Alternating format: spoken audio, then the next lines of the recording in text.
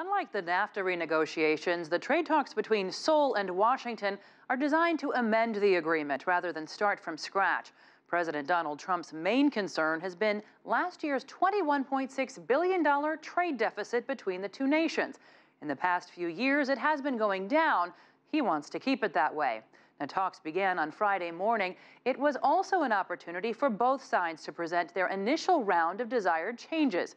According to Wendy Cutler, who helped negotiate the original free trade agreement, the automotive sector will be front and center in this negotiation. She says Seoul's tariffs on U.S. trucks are of particular concern to U.S. automakers who say the tariffs are discriminatory. There are also U.S. concerns that the ROK hasn't fully implemented parts of the agreement. For its part, Seoul says the free trade agreement has benefited both countries by expanding trade and improving market access.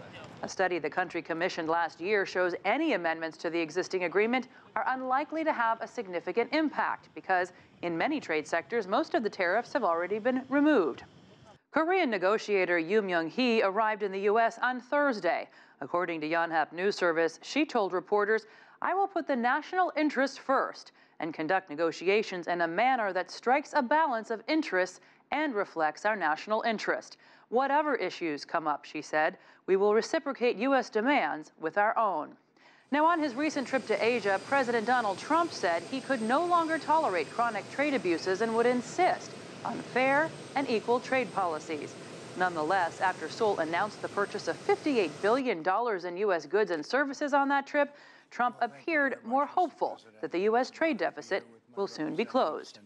I feel confident that we'll be able to reach a free, fair, and reciprocal trade deal as we renegotiate our current 5-year-old trade document.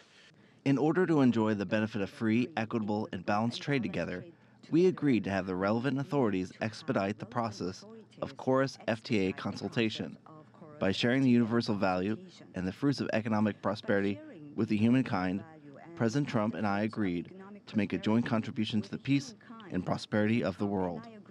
Now remember, last September, U.S. news outlets reported that Trump was threatening to pull out of this agreement. Many lawmakers are pushing the U.S. to stay in, especially those who represent beef and dairy farmers, because they have benefited from this agreement. Jessica Stone, CGTN, Washington.